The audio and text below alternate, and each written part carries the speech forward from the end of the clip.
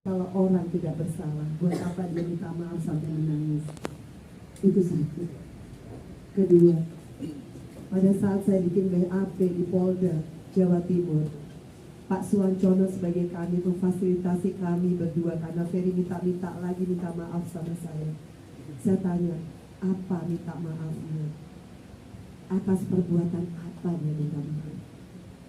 Kemudian dia tiba-tiba bersujud. Ada 10 orang di dalam ruangan itu kalau nggak salah. Ada Pak Suwancono sebagai Kanit Polda Jawa Timur, ada Ibu Mas Cita yang buat BAP, ada Atala di depan saya, ada semua polisi itu di ruangan kami. Dia bersimpuh, kemudian dia bilang, jadi bukan saya sendiri yang mendengarkan. Boleh ditanya orang yang masih hidup semua. Pertama kali dia bilang, Mena, Abi orang kecil, Abi orang miskin, maafin Abi. Langsung saya bilang, Abi nggak ada hubungannya sama miskin dan kecil, karena saya tidak pernah melihat itu. Abi akui, Abi sering meeting saya, sampai saya sakit tulang rusuknya. Ngaku nggak Abi? Saya nggak bisa ngerekam karena di Polda tidak boleh ada handphone. Ngaku nggak Abi? Kalau Abi nggak ngaku kita nggak usah ngomong. Kemudian dia mengaku, iya, Abi akui. Saya tanya sama Pak Yanwa, dengar Pak Yanwa semuanya? Iya. Kedua, Abi akui, Abi sering bekap saya sampai saya nggak bisa napas, sampai saya harus begini kayak orang sinetron. Tolong, saya udah hilang napas. Baru dia lepas. Abi akui itu. Dia diam. Iya, saya akui. Pak Suwancono dengan ngaku dia. Yang ketiga, Abi akui kalau Abi tanggal 8 Januari pas kita berantem, Abi angkat, Abi dorong saya, Abi tindih badan saya sehingga saya nggak bisa bergerak, kaki saya, Abi pegang tangan saya, itu semua di BAP sudah saya reka ulang sama Polwan di sana. Kemudian Abi tekan kepala saya, Abi kunci dengan jidat Abi squeeze. Dari kalau hitungan 1, 2, 3, 4, 5 segitu sakit, bukan benturan hit sekali, bukan. Sampai saya lihat atap dari yang putih warnanya tembok sampai hitam karena sakit, sampai saya bilang, Abi ini kayaknya tulang hidung saya geser atau patah, Abi tolong. Baru dia lepas. Setelah dia lepas saya berdiri, pertama yang saya rasakan hangat dan kemudian darah begitu mengocor keluar seperti air bah. Saya juga itu bukan mimisan sama sekali. Makanya sampai ke lantai, sampai ke handuk, sampai ke kaos yang saya pakai manset, sampai ke spray. Alhamdulillah saya sudah diambil DNA darah saya. Setelah selesai saya diopname 4 hari di Mitra Keluarga Surabaya. Disamakan DNA saya. Jadi yang di lantai darah saya, yang di kaos, yang di handuk, yang di semua itu darah saya. Allah Maha Baik. Sampai di titik ini saya dimudahkan semua. Allah Maha Baik. Sampai di titik ini saya belajar. Daripada saya terpuruk, saya bilang sama Bang Hotman, Bang, saya maknai ketentuan Allah ini. Saya nggak mau bilang musibah.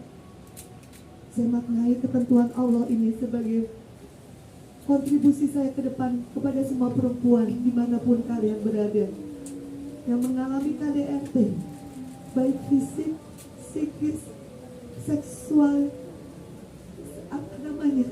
harassment, atau apapun, penelantaran ekonomi, atau apapun namanya. Saya baru baca undang-undang PKDRT nomor 23 kalau nggak salah tahun 2004. Saya baca sekarang, saya maknai sekarang kalau kita harus speak up. Dari speak up kita jalani proses hukumnya. Saya tidak pernah menyalahkan keluarga Ferry kalau mereka salah paham terhadap apa yang saya alami, karena mereka tidak ada di TKP. Tapi yang saya pahami, Allah tidak pernah tidur. Kenapa saya selamat? Karena Allah mau saya mengungkapkan ini. Karena Allah mau saya harus berjuang demi keadilan saya. Karena pada saat saya lari-lari itu 30 menit, hanya Allah yang ada di samping saya. Seperti itu Bang Hotman. Berkali-kali saya cerita ini tidak akan pernah berbeda urutannya. Karena itu yang saya alami. Jadi semua tergantung Ferry Irawan. Kalau dia suami yang masih punya hati nurani, dia suami yang khilaf, dia akan minta maaf dari awal. Dan keluarganya pun akan mengerti dari awal. Tapi kalau sudah sampai di titik ini, saya di playing victim, buat saya nggak masalah. Karena saya tahu, Polda, polisi adalah orang-orang yang sangat capable dan profesional untuk menentukan seseorang menjadi tersangka, kemudian ditahan. Kalau syarat objektifnya tidak terpenuhi, tidak mungkin. Jadi bismillahirrahmanirrahim. Sekali lagi buat keluarga saya, mohon doanya mama, terus Mena, papa, Reza, Rena, semua tante saya, Bang Hotman. Saya nggak bisa balas. Saya cuma minta teman-teman wartawan, ini adalah preskon saya pertama dan yang terakhir. Karena saya tidak pernah mau suuzon terhadap siapapun, apalagi Ibunda Ferry yang saya hormati, adik-adiknya. Saya tidak pernah ada masalah pribadi sama sekali. Saya menyayangi mereka lebih dari apapun, sama seperti saya menyayangi keluarga saya. Begitupun kepada Ferry Irawan, imam yang selama ini saya banggakan, yang saya hormati. Tapi pada saat 8 Januari 2 kali dia berbohong, baik itu kepada Satpam Hotel Grand Surya, kemudian kepada polisi, bagi saya fix. Dia bukan orang yang punya hati nurani, bukan suami yang bertanggung jawab. Tidak ada pilihan lain kecuali saya maju memproses secara hukum, biar nanti pengadilan yang akan menentukan hukumannya. Itu aja teman-teman wartawan. Terima kasih atas semuanya. Kalian profesional, sudah selalu mengawal kasus ini. Dan saya rasa insya Allah kita harus kawal ini bersama-sama. Terima kasih. Wassalamualaikum warahmatullahi wabarakatuh. Jadi Ibu Pena sudah